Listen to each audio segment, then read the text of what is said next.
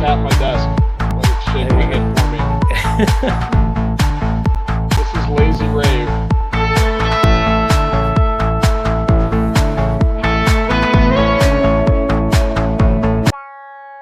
All right. Hey everybody, how we doing?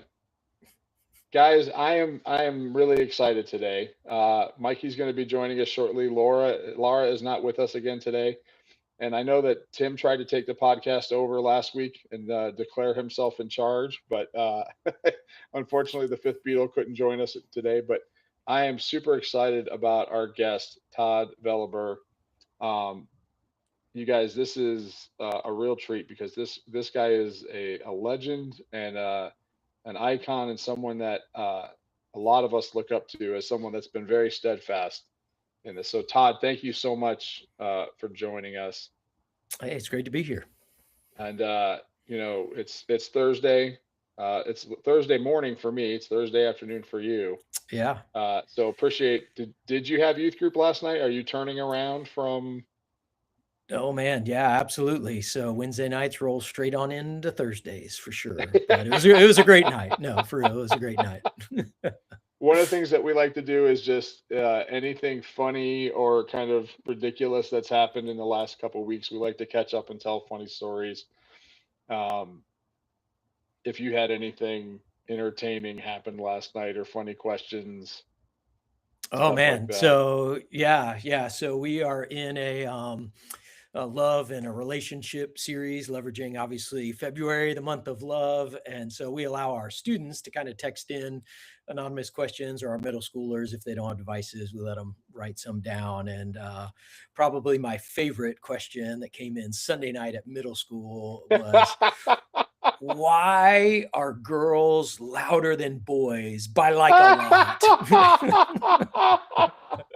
And I'm like, this was clearly written by a boy and sent in by a boy. And no, that was a good one for sure. Oh, that's funny. Yeah, because I would hate to see what the middle school girl like. Why do boys insert Yeah, yeah, whatever? yeah. That's right. Why are they so idiotic all the time? Yeah, yeah. And they're I definitely not think quieter, by the way. no, It's the same no. volume level. Right, right. I think it's frequency. I think it's just the voice Yes.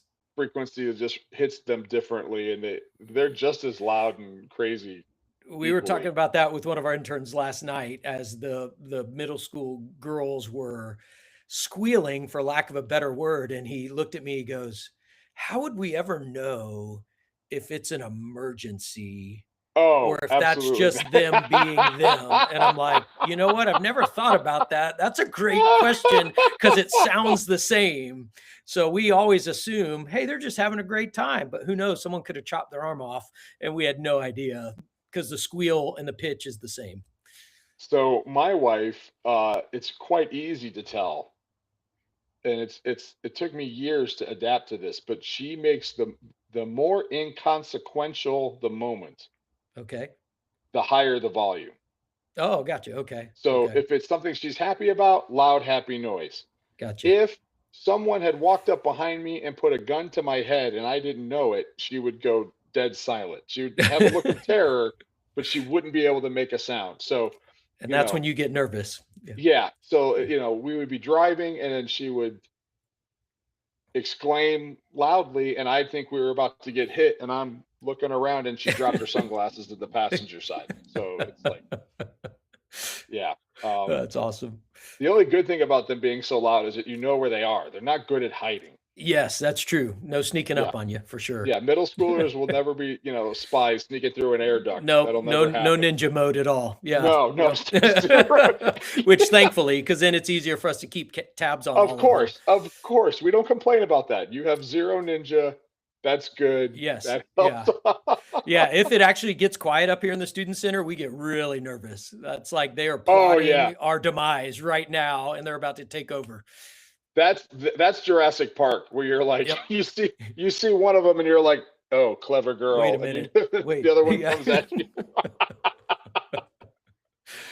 So I feel like there's an expression I use for middle school and high school. Like, so when people ask me, um, which one do you like better?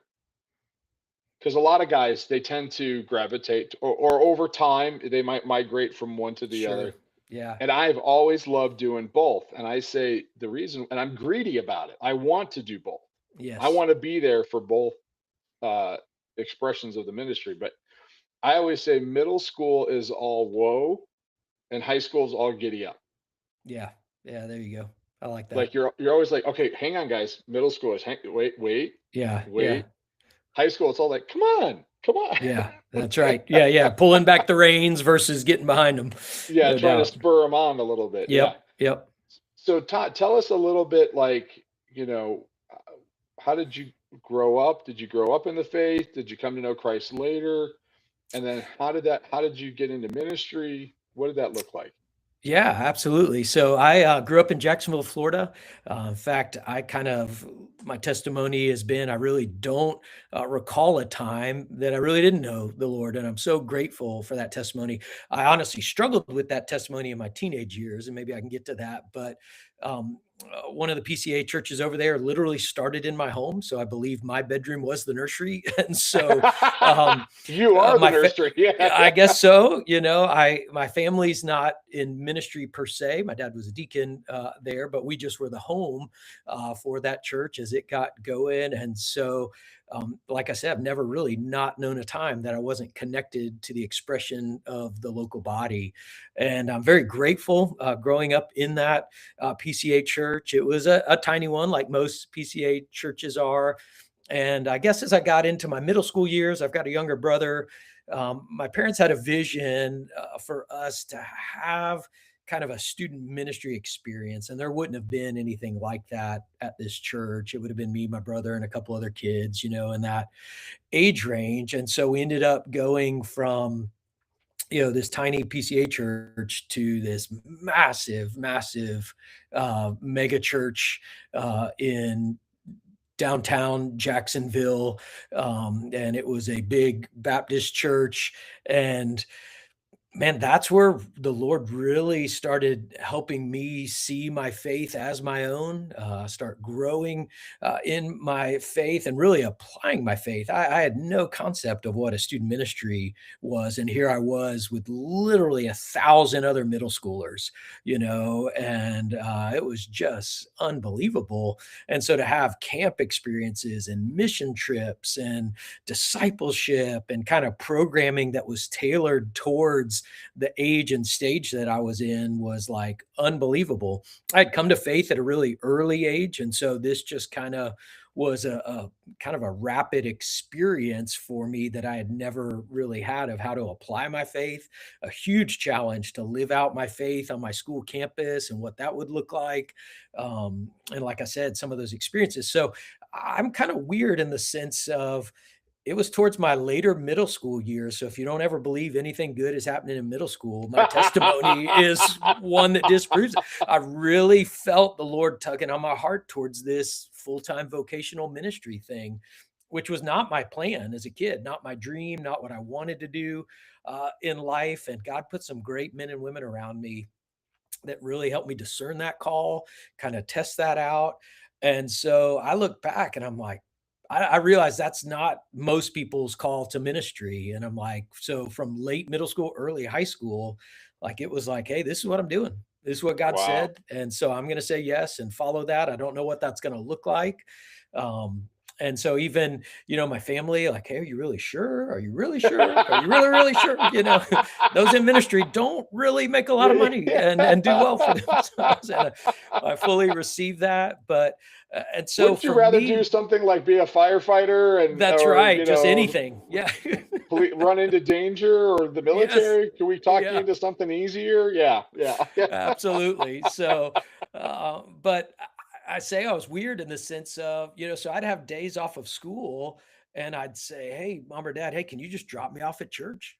And Yeah. I wanted to be at church, and I figured like, if this is what God's calling me to, why not start learning now? And God put me underneath a great mentor in the ministry there at that church that as a 15-year-old kind of took me under his wing, kind of put me on staff. I joined the staff and was able to take kind of a paid position a little bit there as a high Wow. schooler and, just start learning and observing and being a part of what the behind the scenes of church life look like. And then, to make my testimony a little shorter, it just set me on a trajectory to launch off to school.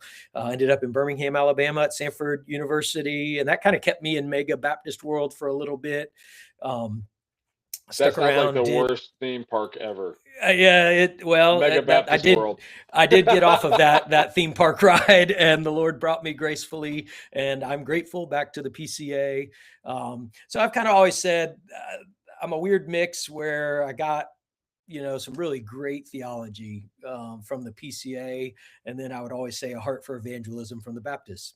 So I'll take it Yeah, for that kind of mixture. There was some baggage along the way, no doubt, that I'm still probably working through, but just really grateful for my upbringing. that's awesome. So a couple questions.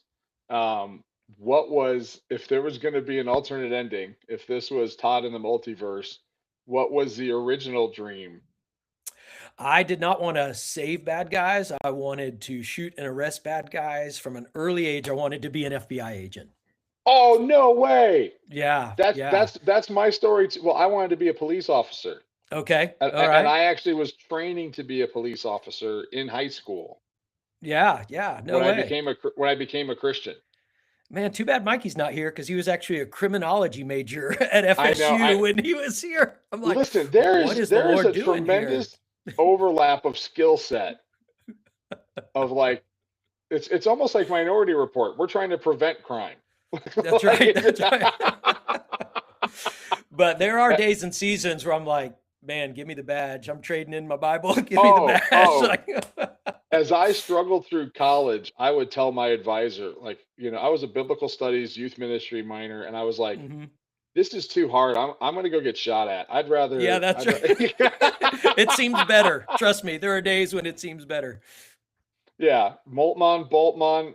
No, I'm done with German heretics. Let me just go deal with crack dealers. Yeah, Yeah, that's right. that's awesome. The other thing I find really interesting is, so my conversion, my experience was a little bit more dramatic. Was a very kind of set point in time as an older teenager, Mhm. and it was like uh walking into a room and flipping the light switch on. Like it was Yeah, going yeah. from darkness to light, not a dimmer. It was not a dimmer. It was Gotcha.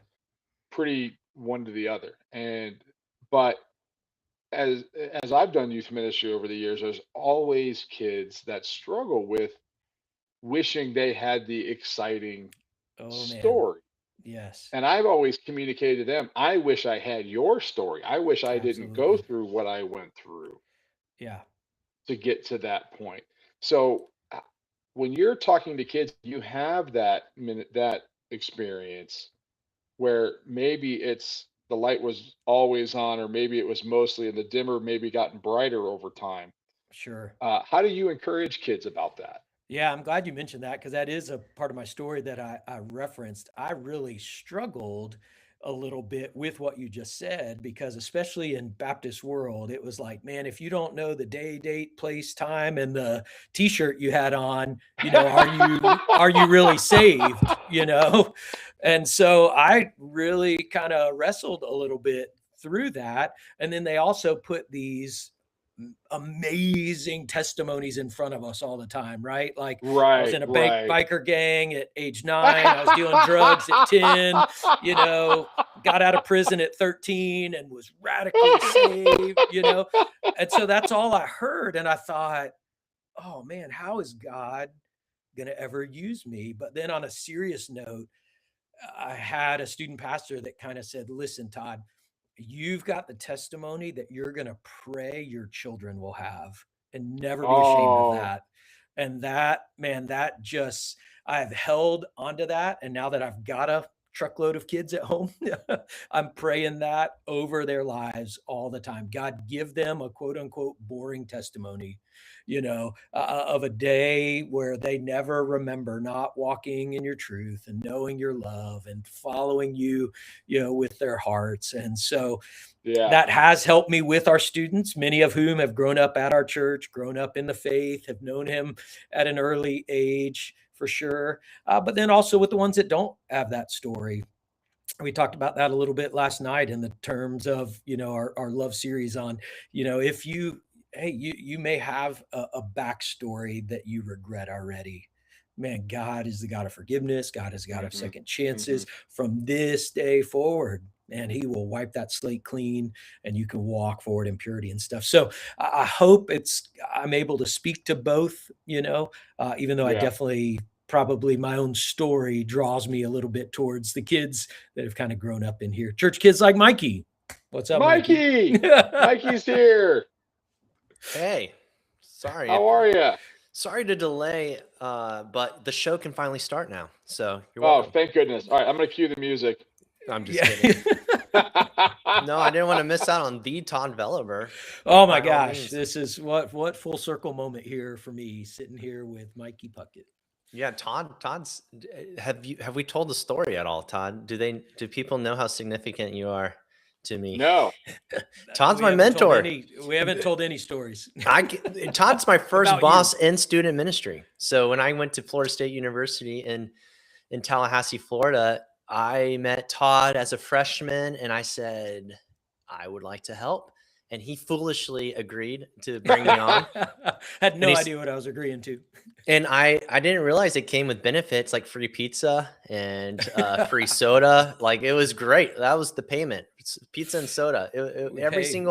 On Wednesday nights and Sunday nights, I was going to eat food that day. No like doubt. I was going to be fed. That is what I have to explain to every doctor that I go to, which is this is the product of 30 years of the cheapest pizza a church can afford.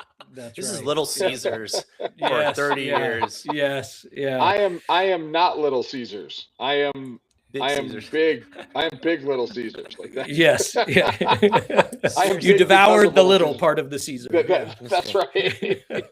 No, and so Todd had to deal with a lot, to say the least, of a 19-year-old version of me for 3 years. I want to say maybe 3 years. I think it was 3 years because I didn't do it my freshman year. I came in that summer, and then Todd. I mean, well, I could tell you some stories for sure of some big blunders that Todd had to correct me. If I were to do those blunders today as a youth pastor, I would not have a job. So what was one of them was I came up with a game where Nerf guns but part of the game was me running in with Nerf guns with the leaders, shooting up the kids randomly in the middle of service with Nerf guns, and then putting bags over their head and then transporting them into the woods to have a Nerf war. I thought it was a great idea. It was not. It was not. Foolishness. Thank goodness I was 19 and it could be explained that my prefrontal cortex had not been fully developed to parents.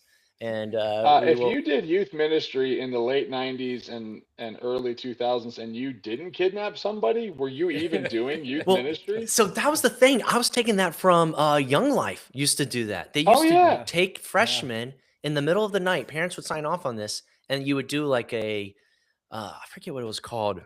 Freshman initiation. I don't even know. I mean, it sounds terrible now. Now I'm saying these things. Like, this is awful. But you would kidnap kids like 3 a.m, take them, put them in the back of a truck and take them through a car wash, all these freshmen, and then be like, you're now in the youth group, We did a unit, and this was our adult youth pastor, like ordained in the PCA, had been a senior pastor, was now a youth pastor. And we did a unit on persecution where we were kidnapped. Oh man. And we were put on trial in a lock-in. And and he was our defense attorney. The pastor was our defense attorney. The charge was you were a Christian and you're going to be put in jail for it. And the youth pastor acted as our defense attorney, trying to prove in the court of youth group that you weren't a Christian based on the things he knew about you. Oh man. What's wrong with this? I'm doing this week. Well, hey, maybe word to the wise. Let's scratch that one off your programming this week. Thanks, Todd. Hey, look, Todd is still. I'm here to keep mentoring you. Still mentoring you. So now Todd knows this, but Matt doesn't know this. But now the intern that I did these kind of things with is now one of our worship leaders here at Seven Members. Yes. So the person Seven Rivers has hired Todd's least, most offensive, most. There's only Both one of place. them. There's Both only of you one guys. place people like that can go, and that's Lecanto, Florida.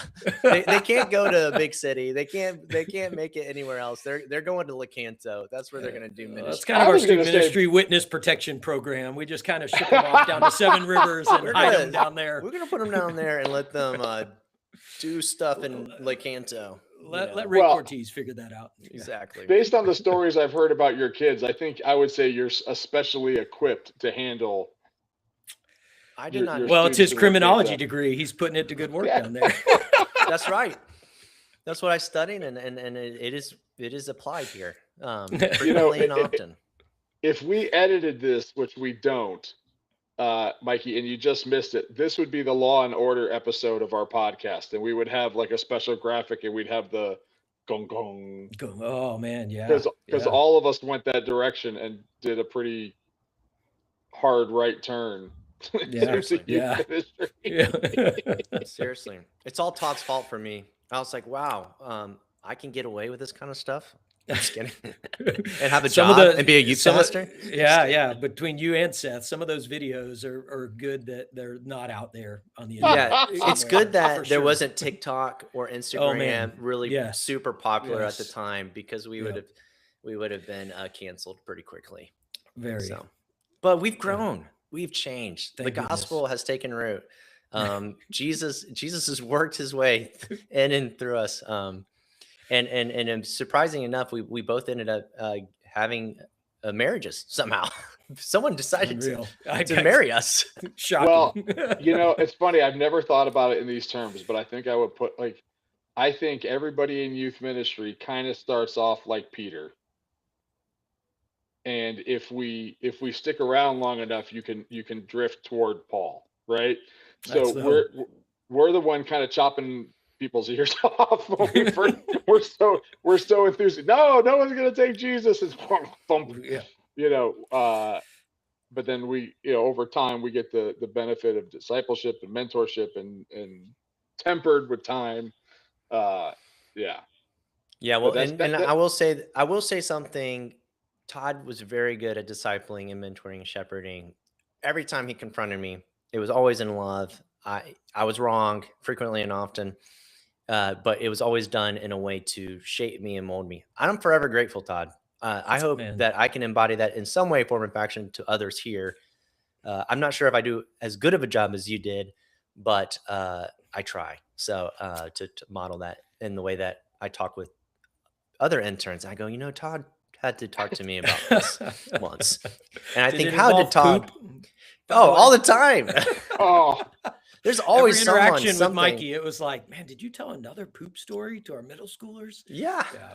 But it keeps happening to him. Like the things that has happened to him as a youth director. If that was a mistake, he's paid for it. He has paid for it. I have done my penance. Seriously, it's been a gift to do that with interns. We've had a ton of interns here, and been able to do that with staff too, and help shape and mold. And Todd, dude, this is your fault down here. I just want you to know, if things have gone wrong down here, take it up. Absorb that blame for sure. And of course, we've given them a platform to replicate and. Just keep passing this nonsense forward. What is this? Way past Lecanto. Yeah. Yes. So I was hoping to send the good stuff forward. So Todd's kind of laying out his story, and we were just talking about how who was that guy that brought you on the staff and took you under his wing, and for you, Todd, who was that person? Yeah. Well, there was kind of a few. It was such a big church that they had a middle school pastor, a high school pastor, like a student music guy, and that's who it was. His name was Randy, and I looked at his life when he came in, and he was young and he was highly relational. He was incredibly skilled as well. But I saw something that I didn't see in kind of the student pastors and leaders, and that was approachability. he was just very approachable. Mm, He was highly relational, whereas some of the other guys were a little bit more standoffish. And I get that their title separated them. They're overseeing a massive ministry in a little bit, but he came in and he genuinely wanted to know me and just took me under his wing. I thought he was just doing that for me. Come to find out, he had just a great ability to do that with a lot of students and to kind of make everybody feel significant. And so, as I knew I was tracking towards ministry, I thought, man, I want to be like that. And I guess one of the quotes that I've held on to here, because as your ministry grows, it's like, man, it's impossible. I can't know every kid at that level. And I think it was Andy Stanley. I'll give him credit, but he says, do for one what you wish you could do for all. Because I would mm, often be paralyzed thinking, well, I can't do this fairly for everybody, so I better not try. And it was like, no, you've got the freedom to do for one. I mean, I love being here, with Mikey, and he, despite all the bad stories he could tell you, he did a phenomenal job here for us, and his legacy continues to touch people in our student ministry. And he's been gone for years and doing this on his own. But God's brought. I wish I could have the relationship with every intern that I had with Mikey, but I saw God's calling on his life and I saw the trajectory, and then getting to walk alongside he and Emily towards marriage and launching them off to seminary. It was like, man, I, that was just such a blessing for me and just such a unique place in my life to be able to, you know, come alongside and to do that. And I think in large part that was due to someone who did that for me. And I said, you know what? I can figure out how to replicate that. yeah, yeah, absolutely. And I mean, that's the heart of what we're trying to do, right? Like we're trying to do on our individual ministries is discipleship. What we're trying to do on a denominational level is to equip and empower and encourage other youth leaders. But that it's such a I, it's such a small individual thing at first, Mhm. and then it replicates. Like the very nature of it causes it to replicate. And sometimes I feel like it can be discouraging because you don't feel like it's happening enough.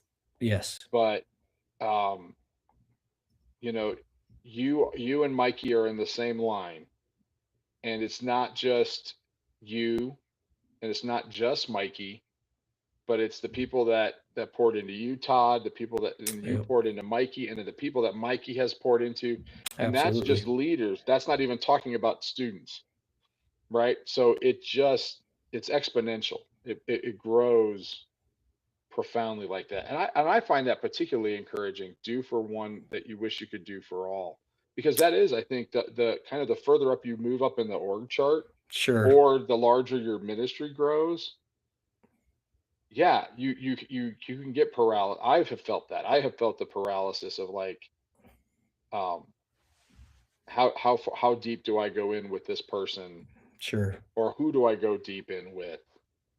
Um, when it's just over, it's trying to turn back the tide. It feels like sometimes.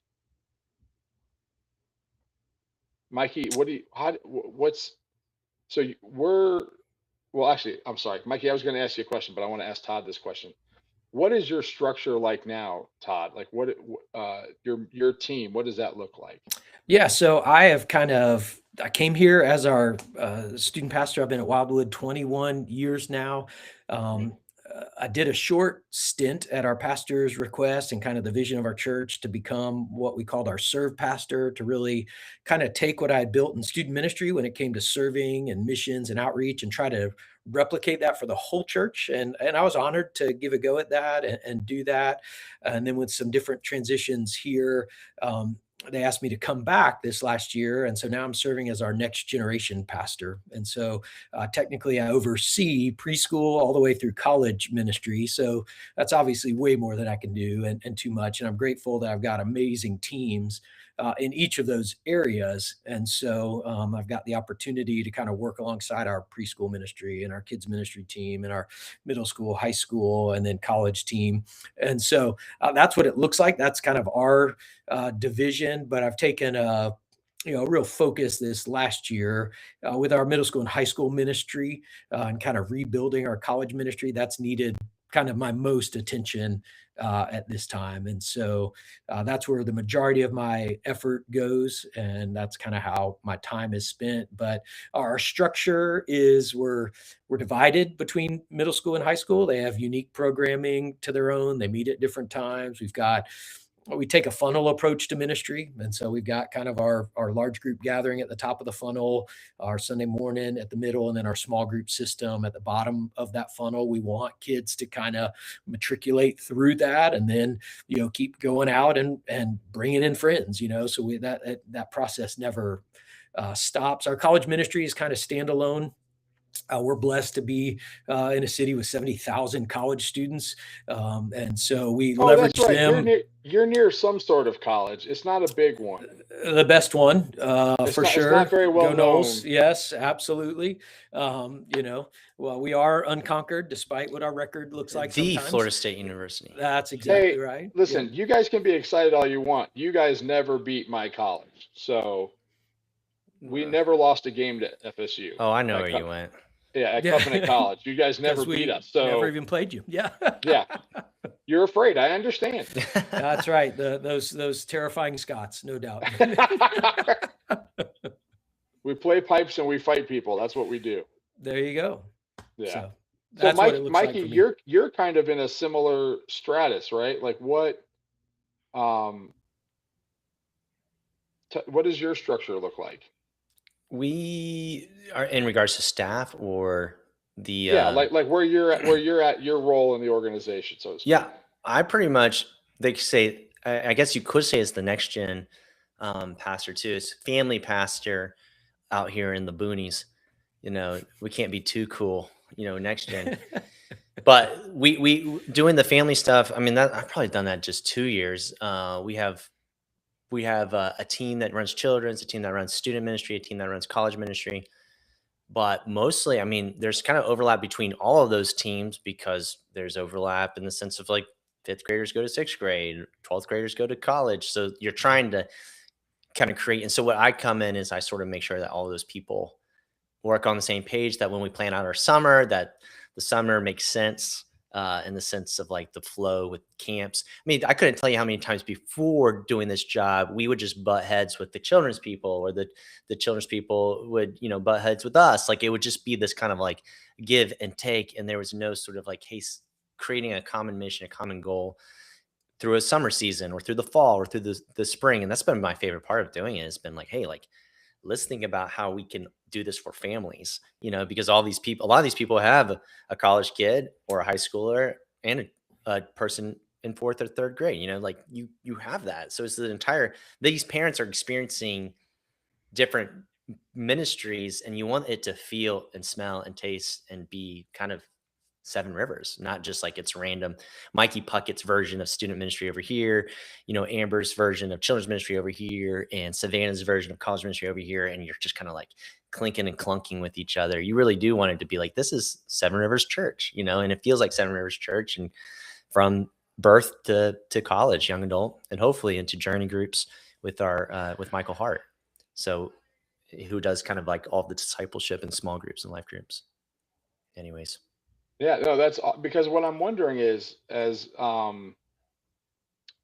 so my progression has been from the only guy doing everything for the vast majority of my time to having a female counterpart that was much closer to a partner, right?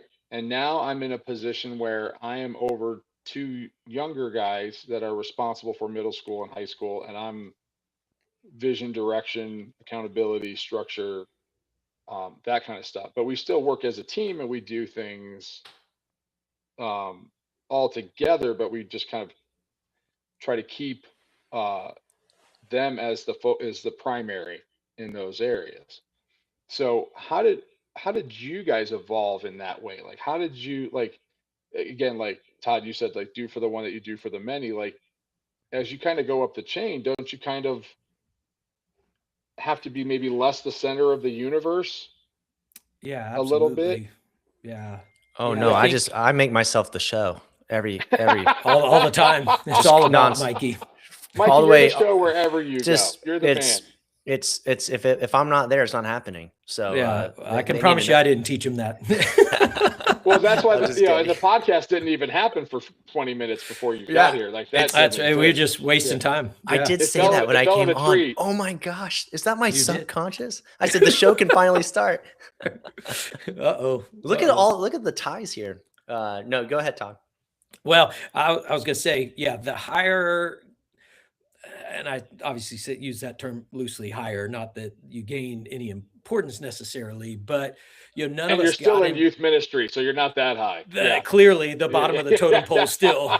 I still have people that say, are you going to be a real pastor one day? And I'm like, you feel like Pinocchio. I am a real boy, I promise. I'm a real boy. Yeah. But no, no one got into student ministry to not shoot hoops with the students, or to pick up a ping pong paddle or to sit at Starbucks, right? But it was actually Doug Field, so kind of the guru of student ministry, at least in our generation, right?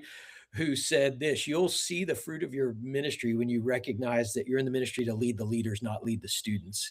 And I heard him say that at a conference. I was like, no way, not me. Didn't get into the ministry to lead leaders. I got in the ministry to be with students, right? But you just realize how limiting that is if you hope to grow and if you hope to. So I can't know every kid that well. I cannot, if I want my ministry to grow. Plus, when I look at Ephesians, that's not what I'm called to do anyways. I'm called to equip the saints to do the work of the ministry. And so whether that's paid interns or whether that's, volunteer adult leaders or whatever the case may be, my job's to give myself away to them so that they can give themselves away, to our students. And so I still want to have touch points, but I will say when you land in a place like where Mikey is or I am, where it's kind of, or it sounds like where you are too, Matt, where you're kind of doing a little bit more of the oversight and the vision and maybe some of the teaching, but not as much of some of the like I don't lead the games. They don't want me leading the games. I would wreck the games, and so you lose out a little bit on those touch points. But you have to recognize, hey, your job's to kind of give it away. Yeah. Mikey, anything you want to contribute to that? Yeah, I think the reason in the part of the transition to doing this position, one of the things that's been interesting is you went from kind of such a more practical, like Todd was saying, shooting hoops. But then the reason why I was open to doing this was because I know that this is what my team needs, is someone to serve them in this way in order for them to shoot hoops, in order for them to be able to focus more on kids and connect more with kids, and realizing like, oh, like this is how I can love kids, especially in the phase of life that I'm entering into as well. Just like I can love kids by loving their small group leaders, by serving their small group leaders, by getting coffee with them, by encouraging them, by praying for those kids, with them. And it's really been this journey of doing life with my team and doing things alongside each other that I've really come to love about this position has been, now I get to do what we do at the PCA Next Gen conference, or even in the certificate. I do it every day. I just get to be around people who are doing youth ministry and getting to support them and serve them and lay my life down for them so that they can keep doing it and stay in the game, which that's what all of you guys have done for me. Now I just get to do that again, for them, and it's so cool. I get to do it in this setting on a daily basis, which I find a lot of life in a lot of fun in doing that. I do miss, like Todd was saying, I do miss the adventure of student ministry, where I would go on more trips and I would get to see those nights where kids are repenting and getting to pray with them personally. And I miss that. I definitely miss that. but I do get to lead a small group of 10th grade boys, and that's lovely. And I get to teach first through third graders. So one of the coolest things, I get to teach on Sunday morning, first through third graders. I get to lead a small group of 10th grade boys, and then I get to like teach at our college group setting, college kids. And there's kids in the college group that were with me when they were in 6th grade in my small group. So it's just like compounding. And then there's the 10th grade boy group I lead is one of the kids that I led in 6th grade as well, all the way through. He's now in college. He's now leading. So now it's just this fun, like, getting to watch the compounding interest essentially of the investment of life, take place. So that is one of the fun parts of being here for a long time and moving into this position, has been able to see just this bigger picture of everything and doing more stuff with parents too. It's been great. So. Yeah, I'm glad you mentioned that. I'll jump in on that, because none of us likewise got into the student ministry to deal with parents. In fact, we often think about it that way, like dealing with parents. But I will say, as you see the fruit of your ministry developing with the students, it should be natural that the relationship is building with the parents. And not to go back to the very, very old, student ministry versus family ministry argument, but there is no healthy way to do student ministry without engaging the parents in some level, whether that's students that are coming to here. We've got a middle schooler that I can think of that rides his bike from the neighborhood. I've never met his family. His family doesn't go to church. I don't know their names. I don't know any. He's coming, but I can't just look at him and go, well, that's my ministry. I go, hey, how do I leverage him, build a relationship with him in the hopes that I do get to meet his parents? Man, if they don't know Jesus, I want his parents to know Jesus. I want them to come, to Wildwood and be plugged in. But likewise, I want to walk alongside our parents that are trying to figure out, hey, what in the world am I doing parenting teenagers? And it's like, well, hey, I'm not an expert. I've just been doing it for a while, and I'm raising my own teenagers. And so let's figure this out together. And that's a really sweet spot that I think a lot of younger guys, and I was one, that kind of was scared of that part of the ministry, or even put off by that. Like, whoa, I don't want parents around here. I'm just here for the teenagers, but that's really incomplete. Yeah. And so all of this it's evident when we talk about it, that for there to be longevity in the ministry, longevity in youth ministry, there has to be that giving back down the chain, right? Mm-hmm.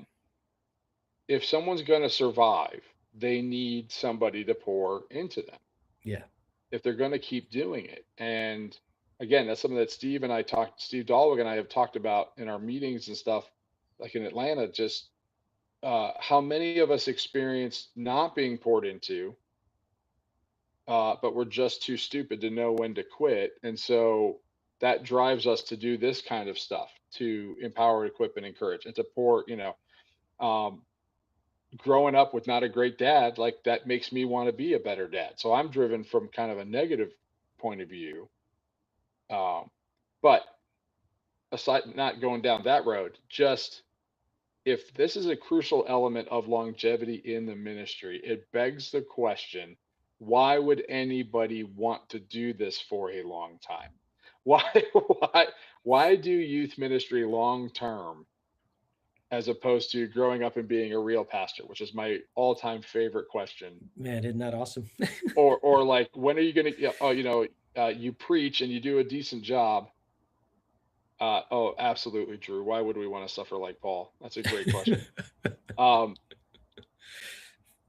You preach and they're like, oh, when are you going to get your own church? Yeah. Like that's that's the objective, right? Yeah. Like that's what I got in this, to have my own gig. So yeah, either one of you guys, what is it about? Why have you done it so long? What do you like about it? And what is the benefit of doing youth ministry long term? Oh man. Well, as the resident oldest guy here, I'm closing in on 3 decades in student ministry, in some form or fashion. In fact, I was trying to count it up, like since going to camp as a middle schooler, and then as a high schooler, and then immediately leading in the ministry, I don't know that I count on one hand the summers that I haven't been at camp since middle school, which is kind of crazy. And I don't know if that gets you a higher place in heaven, a little bit better of a mattress in heaven than what I've slept on at summer camp. Like I don't know, but Probably worse blood work. maybe well, yeah, Yeah. definitely the food for sure. Yeah. So, but yeah, I've paid my dues. But it's interesting. I never really saw student ministry as a stepping stone. Now, I didn't know what a lifer was. I've come to learn that term, and man, I'm so grateful for, men and women that have gone ahead of me that, have given their lives to love teenagers and serve, whether that's in the vocational context or not. Quick story, I had a woman after I was preaching one Sunday just overcome, and I sat with her and she's weeping and just really processing her life and story around this question: how in the world could God use someone like me? And she was already a grandma at that time. And I said, I don't know, but I want to figure out how God could use you with you. And long story short, she ended up coming upstairs to student ministry with me and piloting a program we called Life Hurts, God Heals, to just love and Oh serve yeah. teenagers in need. Yeah. Piggybacking on the nationwide kind of program, we developed our own kind of here. And man, she was phenomenal up here as a grandma and gave the best hugs and was the Hmm. best listener. And she goes, I don't see how I fit here. And I'm like, trust me, you fit. And they love you and they need you. And so I've just been so blessed by people like that that would say, I just want to be used by God in the context of student ministry. And I was just kind of crazy enough to go, well, why would I want to do anything else? Man, I love teenagers still. I mean, I do. Yeah. I'm certainly feeling my age, and the summer camp mattresses aren't as easy to get up from each and every summer. The food is definitely taking its toll. I used to have hair when I started in the ministry, and that's long since gone, right? Hey, they don't put marble tops on lousy furniture, okay? Well, there you go. All right. Somehow Mikey still got it, but he's a few decades behind us. Yeah, Yeah. looking sweet. So I love it. I love it. I hope God keeps me in it if that's his plan, as long as I can do it. I just love teenagers and handing off the faith to the next generation. I think for me, what blows me away is it's such a unique time of life, and when you understand that this is all about them self-actualizing, and they have to somewhat peel away from their parents' faith and create space to become their own person and their own faith. And I feel like when you look at deconstruction, and I've said this 1,000 times, uh, some of it is like a genuine experience of someone tearing down something and maybe building something better up. Sometimes it's tearing something down and completely walking away. But I often feel like, or not often, there's a piece of the pie, and I don't know what it is, and this is anecdotal, but of people that never constructed in the first place, Mm. that never built their own faith, and now chronologically or geographically they're far away from their parents, and they're like, this has no bearing on my life, because they never went through that process. And so that's what I think is something that I love and motivates me is I want to be the person that creates the space for you to say the wrong things, ask tough questions, not be theologically accurate, let that stuff kind of hang. Let's let real life have an opportunity. Give the Lord the opportunity to use real life to teach us not just theology, but like belief and faith. And that's so messy. It's so Mm. messy, but it's like such a privilege to be in it, um, and to be someone safe that the family can trust, like you said, that it's a partnership. That like, don't worry, they're supposed to pull away from you, but I'm spotting them. I'm there to catch them if they fall, and Yeah. that I'm going to keep you in the loop. Like, um, but when you're spotting someone, whether it's like climbing or any kind of a physical activity, like you don't touch the person. You have to step back and be ready and have you're ready to catch them if they fall. but you don't touch them. You have to give that space. And I think that's what youth ministry in particular can do, is create those spaces. I often use this analogy too, that parents have to play man on man, and if my daughter says, blank you, dad, you're a jerk, I have to address that kind of head on. But if her mentor, Lauren, if she goes to her and says, blank my dad, I can't stand him, Lauren gets to say, oh, okay, what's going on? And process that with her, and let her approach it inappropriately, but they're developing human beings. They're going to do things inappropriately, and she doesn't have to discipline her that. And then she can come back and say, maybe that's not the nicest thing to maybe, and she can offer alternate points of view. And so I know she's got my back. But Catherine my daughter has that freedom to vent and make mistakes. So that's I think what I value and love about it, and haven't grown tired of it at all. Mikey, anything you want to add to that?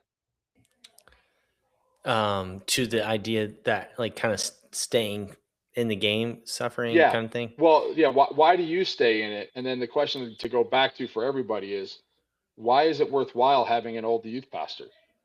Oh man, I think just, I don't know. It keeps coming back to me, and God's been kind of teaching me this, and clarifying this for me, is it's this with idea. It's the idea that God's with me and I'm with the Lord. I belong to the Lord. The Lord belongs to me. He's mine, and that I get to follow where he goes. And I just think God goes to where the children are often, a lot. And I think I think everyone should go towards the children, and move towards the vulnerable, and move towards the weak. And I think there you will find Jesus frequently and often. I have found him so much working with kids, and working with children. Lately, teaching first through third graders, they have shown me faith in ways I have forgotten that faith can look like and be like. And I needed to be reminded as a 34-year-old, what it looks like. When I get bogged down with politics or bogged down with culture, to sit in that class, talk about the story of Moses, and to hear their questions is just a invitation to me to join. In some ways, they worship lead me. I don't know. It's a mystery, to say the least. When you give yourself to children, you give yourself to the Lord, and the Lord gives himself to you, you sort of come to find that Christ, is very tangible, and you can taste and see and experience him, in a daily way that I think is really lovely to experience. And I want all the people at our church to experience that. That's why when I try to get volunteers, I'm like, make this part of your worship, on Sunday mornings, is to come and serve, and then go and sing. Sing it with the kids, and then go into your service. A lot of people don't want to serve with us in children's ministry because they want to have their worship service, or don't want to serve with us in youth ministry because it takes away from their Sunday school, because we do Wednesday nights and then we do Wednesday night adult classes. They don't want to miss the adult class. I think there's a time to do the adult class, but maybe for a season, do youth ministry with us and experience it lived out, and then do a season of the adult class, or whatever it may be. But like, be part of the movement with kids. And there is something about children. I really do think, as we grow old, and I specifically thinking of like Ray or Adam Jones, who are, believe it or not, older than you, Todd, and Matt. There are people out there that are older than you, and I know them. But to see Ray grab my baby out of my arms, you know what I mean, at church. I mean, he just does it for a few minutes, okay? But I do it all day. I was gonna say, did you catch him? Yeah. But it's this humility to hold my children, to give a lollipop to them at church, or to one time we were at a football game, and he just gave them $1 so that they can go get a soda, at the football game, at the high school football game. And those things, just it's just having a bent toward seeing what Jesus sees and bent towards that. And it looks really good on old people. So as you get older, do more with children, because Oh man, humility yeah. just dresses us so beautifully as we age. It looks really good as our bodies stop looking as good. It can look What do you good. mean? Yeah. As What our are you hair talking falls about? out, we can, working with children looks Man, I beautiful feel so attacked right now. on us. Yeah. So anyways, that's kind of like that's super meta, but anyways. No, that's fantastic. Yeah, I And like that. so, I would piggyback. I'm sorry, Matt. I would no, go piggyback on ahead. that just to say, yeah, you see, I think what we do in the church, if I had a pet peeve or a soapbox, is we take our most mature and our gifted teachers and we give them to the people who need it the least, those that are already mature and growing in their faith, you know? Mm, And I guess for me, it's like, no, our kids and our middle schoolers and our teenagers, when they're the most vulnerable, as you said earlier, Matt, when they're trying to figure out their faith and they need someone to catch them, that's where we need our most wise, mature, in-depth teachers. Now you can't teach it the same way, but you want to bring that same level of wisdom and depth to our kids ministry, to our middle school ministry, to high school ministry, because they need it. But we often do the opposite. And I'm obviously not against, young guys being in student ministry. I was one once, and they were crazy enough to trust me as a young guy to teach, the next generation. But I hope I'd be able to say, and those around me would say, man, what I teach now and how I teach it is just light years different than when I was doing it as a 20 something. And and we need to give our kids and our student ministry the best of the best, not like, well, we got nowhere else to stick you. Let's stick you there and give it a shot, and just kind of see how it goes. yeah, you're um, the least expensive person to get. So let's put you in there. Then you're going to make a bunch of mistakes, and if the church doesn't have patience with you, they're going to get frustrated, and you're going to get frustrated, and you're going to leave. Yep.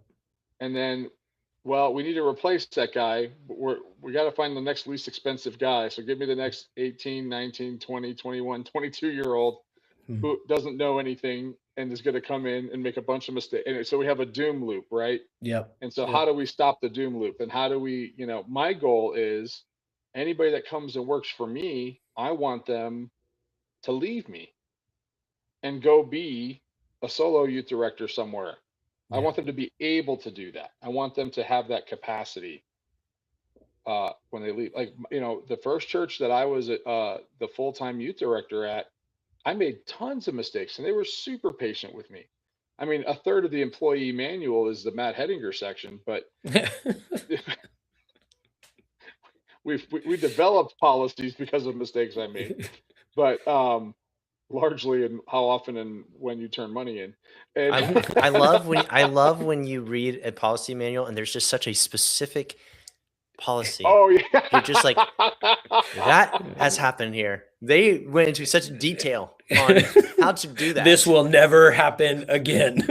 duct tape should never be applied to a student on a wall. I mean, it's Oh, so that happened. it's so specific. I mean, it's just like absurdly specific. Like, and you're like, oh, they just are like, you're fired if this happens. Like, Yep. just no question. We're not doing this again. Yeah, exactly. Yeah, it's also like there's like holes and dents in the youth room. You're like, Yeah, okay, what happened here? Yeah, I see where that happened. That's where that policy came from. Yeah, and then you connect the dots. Yeah. Yeah.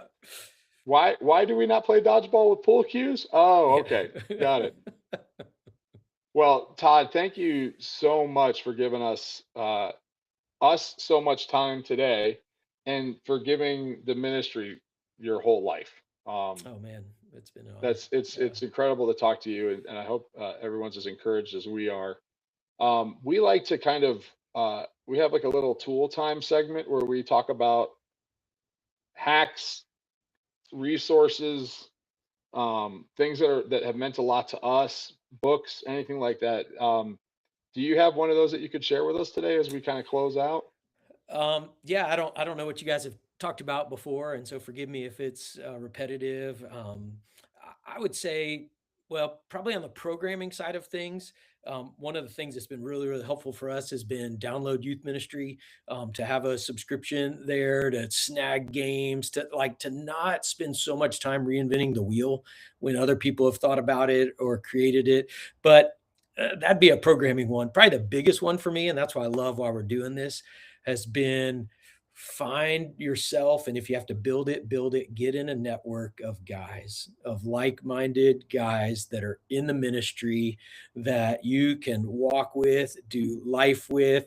I did so much of my early ministry kind of by myself and paid the price for that, and that's not a badge of honor. It's not a good thing. When I look back on that, leaning in on other guys that you can walk with, so whether that's in the PCA, whether that's in your presbytery, whether that's just, we have a cross-denominational one in our city, and those have been so valuable because not if, when the hard times come, man, you're going to have somebody to call on. And I have been so thankful for men and women that I have been privileged to be in community with, that have been there for me. So the programming side, yeah, there's some great stuff, but man, the relational side for me is where it's at. That's how you go the distance in ministry. It's in community. Amen. Thank you so much, brother. Mikey, would you close us in prayer? Oh yeah, let's do it. Thank you. Father, we come to you just as your humble servants. I mean, who are we to get to do this and the opportunity to, you say the children's, the kingdom of heaven's for children, and for us to get to rub shoulders with them and to see what you mean by that and see it play out. It's a gift. And thank you. Oftentimes I grumble about it and complain about it or cynical about it and wonder, what am I doing with my life? But thank you for being so kind to me. I pray that you would sustain us as we go out, sustain anyone who's listening to this, wherever they may be. Would you give them courage and strength to rest in you? Father, we need you and we love you. In Jesus' name, amen. Amen. Guys, thank you so much. You guys, thanks for joining us. Yeah, we'll see you next week. God bless. Bye. Awesome. See you.